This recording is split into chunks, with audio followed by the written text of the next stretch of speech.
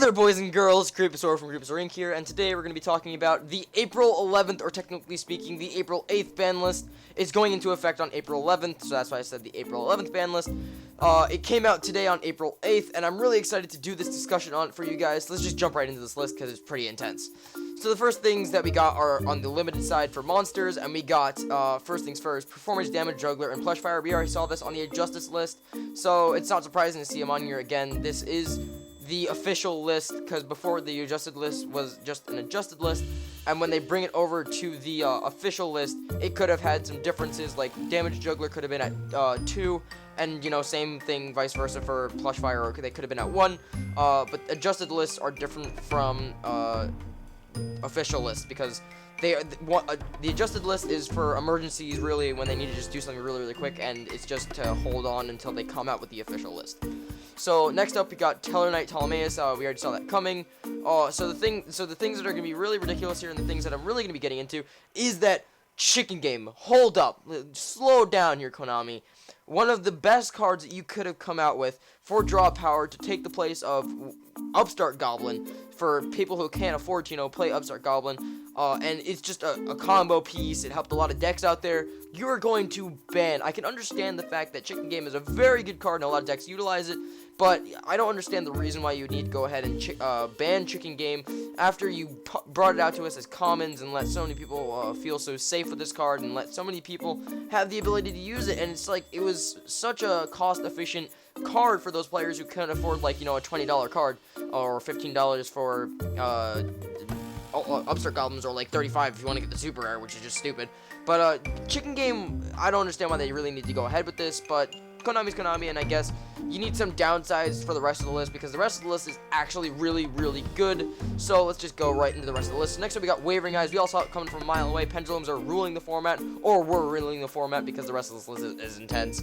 So Wavering Eyes, we all saw coming from a mile away. So I'm happy that that's gone now, and it's not like they're going to be using it as a combo piece anymore. Next up, we got, as limited, we already saw this coming as well on the adjusted list, we got Luster Pendulum, the Draco Slayer. He was on the adjusted list because at first we had full power Pepe, and that was too strong, and we couldn't have that running rampant as a tier 0 deck. So on the adjusted list, they put pretty much the entire full power Pepe deck on there just to prevent any shape or form of a tier 0 deck on there. So we can't be having that anymore. So they just threw it right on there and made sure that that deck wasn't working, and then some people out there devised a way to make the deck tier 1 and be able to compete again, but they just stomped it out right here like Necroz and made sure that that thing wasn't coming back to life. So next up, we got the limited Monkey Board and Skull Corvette Joker. We already saw that. And the next thing up, which is kind of weird, I don't really understand why this is on here. We got Wisdom Eye Magician. I know that when Pepe Magician was a thing and running around a lot more, I would understand it then, but now I don't really understand why. Probably for all like maybe the Magician stuff that might be coming out. I don't know, but if any of you can tell me why this is actually happening and why this is getting limited, tell me in the comment section below, because I'd really like to know why. Next up, we got Elder Entity Norden. I really saw this card being at semi, but I can understand the reason why Konami went ahead and really put this card at limited. It was a big combo piece. It was a 1,000 life point cost for a free rank 4, and I can understand completely why Konami did this. It advanced the game state so much, and it made so many plays for Pendulum decks and all decks alike. You could throw this Instant Fusion and Nord into any deck, and just it can make it like 10 times better because the combos that you can pull off with it. I saw this card being at limited, but I can see it standing at semi-limited, and I can see why they put it at limited, because it just made the game really fast-paced, which is a good thing, but it made just the ability to make rank 4s left, right, and center just too much, and I guess I see why they put it here. And yeah, I don't have a problem with it at all. If you guys have a problem with it, put it in the comment section below why you guys saw this card or wanted this card to get banned even. But 1 is a good number. Next up, we got Thousand Eyes Restrict finally coming back to us. It is now at 1. Hopefully in the future I can get some cool combos for you guys involving Thousand Eyes Restrict, because now since it's limited, I can try and do some cool stuff with it and hopefully put some stuff out for you other than discussion videos, even though I've been having a lot of fun with discussion videos, because there's so much product coming out that I can review online for you guys. So I'm really happy that you guys are enjoying them, and hopefully I can get something to you guys other than just some discussion videos. Next up, we got in the limited section, we got Ignister Promise, the Blasting Straco Slayer. We all saw this coming, even myself, and there you guys can see my friend on Steam, but we all saw this coming because Ignister was just too strong of a synchro. You could just make it anytime that you really wanted to. In the pendulum deck, or any form of a pendulum deck, you can really throw it into and it will work. And being at 1, since they like to play 2, it just really limits the how they want to use it now. They're still going to make it like every turn anyway, because they're going to find a way to, like, they're going to Daigusto Emerald it back anyway, because they're going to start playing like 2 copies of those now. If people still are going to be playing Draco Pals or whatever, Draco Pals or Pepe or whatever you guys are calling it, they're definitely gonna like find ways to recycle it if they find a way to make this deck work again. But this deck has been stomped and gone and is rest in pieces. Anyway, so next up we got Draco Face Off, which is pretty much the only card keeping this deck alive, because it just, you know, boom, you got your Vector Pendulum or your Master Pendulum or your Luster Pendulum, and then you do everything you want. Anyway, so this card now being limited really puts limitations on what the deck can really do now, if it can really do anything at all now, because having 1 copy doesn't really help you at all. But I completely understand why this card is limited, and I'm pretty happy that this card is limited now, because I'm pretty happy that Pendulums aren't running rampant anymore, since they're not tier 1. They just kept staying alive no matter what, kind of like Necroz did. But I'm really happy that this happened, and I know I used to play Pendulums myself, but that was then, and this is now. Personally, I played Pendulums for a while. It was pretty fun because I wanted to try them out and everything, but seeing them kind of like in a cross thing, even though there was so much variety in this format, it was nice to see a kind of like refresher pushing some new decks into the top tier format list.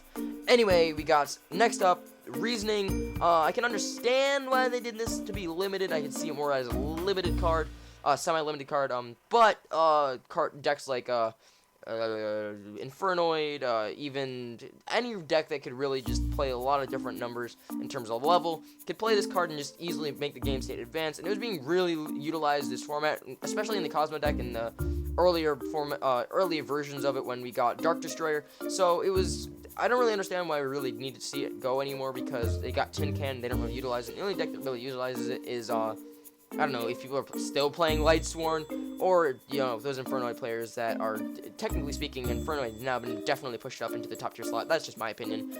Anyway, but this card could have been semi-limited, and this card just got put in Gold Rare, so I don't know what they're going on there. Next up, the card that most annoyed me for this list, it was the only big factor that really got to me, that just hit me the hardest, was Upstart Goblin, guys. This card was such a big thing, and it's still such a big thing because we have until the 10th until this goes into effect. But Upstart Goblin helped so many players, and it just offered so many decks that consistency that they needed. And seeing this card get put to 1, it really hurts me, especially for those Monarch players out there, because you need that extra consistency in the deck, and this really offered you that extra draw that you needed. Playing a 37 card deck is fantastic in any deck, just adding that consistency and adding that deck thinning that every deck kind of needs just to get to those combo pieces. And to see it put at 1 is kind of disappointing. I don't understand why this card was put at 1, because you're giving your opponent 1,000 for 1 card, and even though that 1 card can really put you ahead, you're only playing, again, you can only play 3 copies of it in the game, but now you can only play 1, but it's just such a good trade-off in terms of effect. It can turn the game around, yeah, you can completely blow out your opponent in 1 card, but it was too versatile. I can understand, like, they putting it at 1 because it was too versatile and putting everything, but it's just one of those cards that needed to stay in the game. I don't understand why they really needed to limit it, because it's like one of those cards that, yeah, it's a double-edged sword, really, because it was such a good card, and it helped out a lot of players and everything, and they tend to hit those cards, but it was just one of those cards that really offered the entire player base something that could be consistent across everything in terms of, like, how good it was and what it offered to us, and how it helped us all out and everything, and it just, like, it filled up those 3 slots that you didn't know what to do with, but it's just something I didn't really see them hitting, and I don't understand why they would need to go ahead and do this. It's just something I don't understand in any way, shape, or form why Konami would have to go ahead and do this. That's the only thing that really annoyed me on this list. I just don't understand it. Personally, I think, if anything, it could have been put at 2. But of all else, I think it should have just stayed at 3. 3 was a good number. It didn't really affect the format at all. Sure, you could put out blowouts and everything like that, but it's just, I don't understand. Next up, we got to the semi-limit section. Was Debris Dragon. This card came back to semi-limited after being limited, so it wasn't really that big of an impact on the format anymore, so bringing it back to 2 made sense.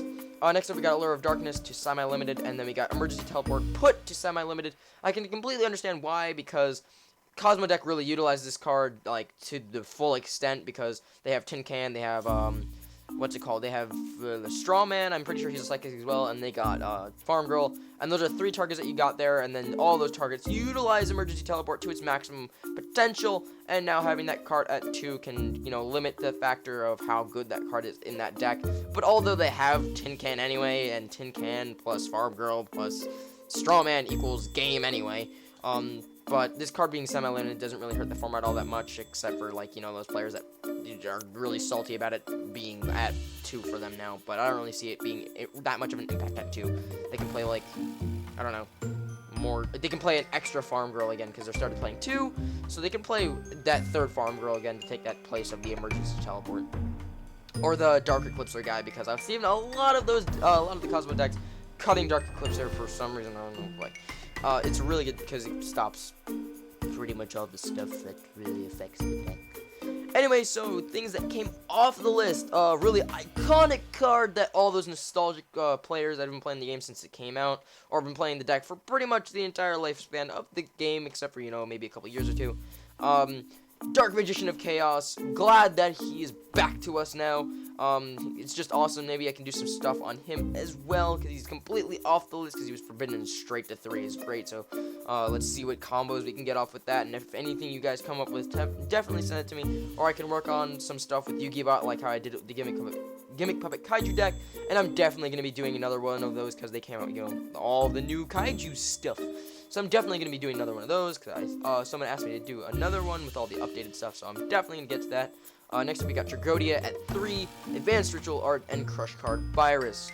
All these cards don't have that big of an impact on the format at all anymore, except for maybe Tragodia for those road decks that really utilize it, or, like, I think, if I remember correctly, what's it called? Exodia decks play it just because, or burn, or, you know, just stall decks to deck out your opponent. But anyway, guys, this list was actually really, really good. The only thing, again, that really ticked me off was the Upstart Goblins. But I'm not going to keep going on a rant on that, because that took up the majority of this video. But anyway, guys, definitely tell me what you guys think of this list in the comment section below. I really want to hear your guys' feedback for anything Yu-Gi-Oh! Related, or if you guys want to suggest anything to me, definitely want to hear you guys' feedback. Anyway, guys, thank you so much for watching this video. If you liked it, hit that like button as hard as you can, and subscribe to my channel for some more awesome Yu-Gi-Oh! Content. And as always, hope you enjoyed.